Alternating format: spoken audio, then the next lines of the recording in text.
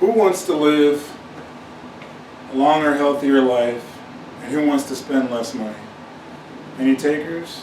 You? You can put your hand down because I'm not very convinced. You either. So, eating healthier and spending less money will improve our lives, will improve your life. It is important that we adopt a healthy lifestyle and spend less money so that we can accumulate more wealth and live longer lives. So we live in a society that bombards us with various options as to how to spend our money. And unfortunately, oftentimes that can lead to, purchasing things that will contribute poorly to your health, as well as contributing to bad habits. So Thai Lee of apusworld.com, which is basically a statistics website for various restaurants throughout the world, they state that there are approximately 204 5,000 fast food restaurants in America. Now, Statista.com, which is similarly another statistics website, states that there are roughly 39,000 grocery stores in America.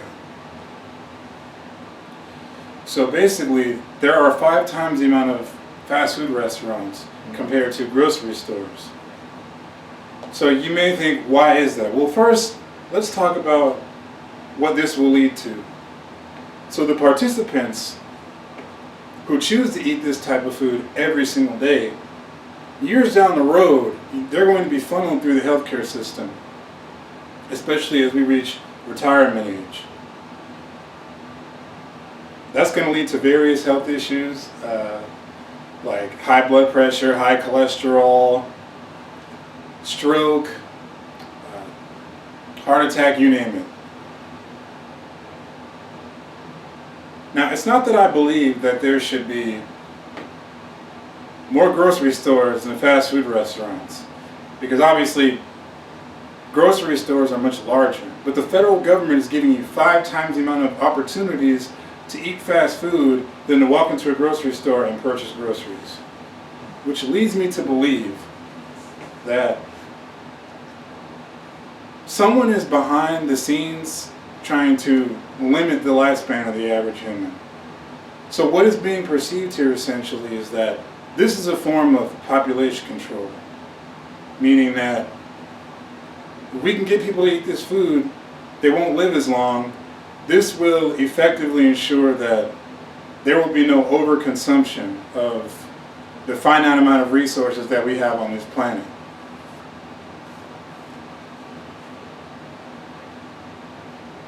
Because the disparity between the two is so great, I just feel that there is definitely an issue here that the federal government isn't trying to solve.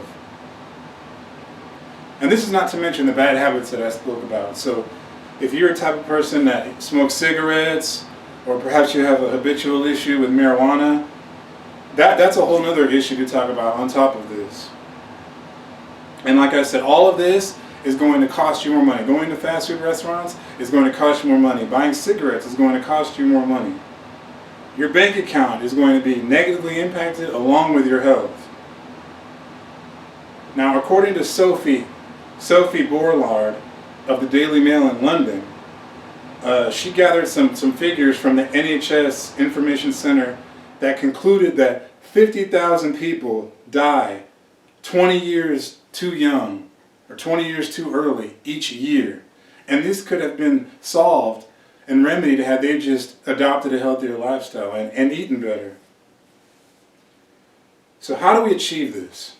So Rosalind Slater states in her book, Nutrition and the Adult, that there are 6 classes of nutrients from which we can choose from to support our bodies. The first is carbohydrates. The second is fats. Protein, minerals, vitamins, and water. Now, less than 7% of your daily intake of saturated fats should be from saturated fats. Your average hamburger from McDonald's or Burger King has about 3 to 5 times that amount. Now, Sarah Chang of the U.S. Department of Agriculture states that there are about five staples that you need to complete your nutritional daily value per each day. One is dark green vegetables, red and orange vegetables, whole grains, whole fruits, proteins from meat and eggs, and protein from meal and dairy products. So if you incorporate all of these things amongst 3 separate meals a day, that will be enough for you to assimilate a proper diet. So let's go into some examples of that. Let's just say that you're on the fast food side. You get up in the morning, you didn't have enough time to eat, you stop by McDonald's, okay? They got the hot sausage McMuffin with egg. They got the two special sausage McMuffin with egg for like $5.50. You get a drink with that and a hash brown, and that'll run you up to $8. Okay, now let's say for lunch, you stop at Hot Dog on a Stick. You order 2 hot dogs on the sticks and a lemonade with the fries. That's going to run you for $14. Now, essentially, in these first 2 meals, you really haven't achieved much. That's outside of saturated fats. You've got some meats in there, you've got some egg, but really, the main part of what you're absorbing in those meals is saturated fats, which are essentially going to clog your arteries as you age. For that last meal, let's just say that you got, I went to Jack in the Box, no, I'm not going to eat this, but you've got a Jumbo Jack here. It's got tomato, it's got lettuce, it's got this bun, and it's got this really greasy patty. And you have some fries too. Now all in all, these meals, along with a Coke, these meals are going to run you about $20 altogether. So let's see how you should eat. So you get up in the morning, you're feeling refreshed. Let's just say you grab a bowl of oatmeal. And you eat a banana, you eat some spinach, you eat some eggs. Now these satisfy the protein and the dark green vegetable requirement along with the fruit. For lunch, let's just say, we need some grains, so we get a sandwich, we get a ham sandwich, we got meat, we got cheese. You have about a handful of nuts, or a quarter cup of nuts, and an apple. For dinner, let's just say that you have a chicken breast. You got a chicken breast, you got brown rice, you got asparagus, and you have carrots. These meals together, they satisfy all the food groups, and total all this ran me about $6 or $7. So I would say that would probably equate to a little bit under half the price. And like I said, doing this, you're going to save a lot of money.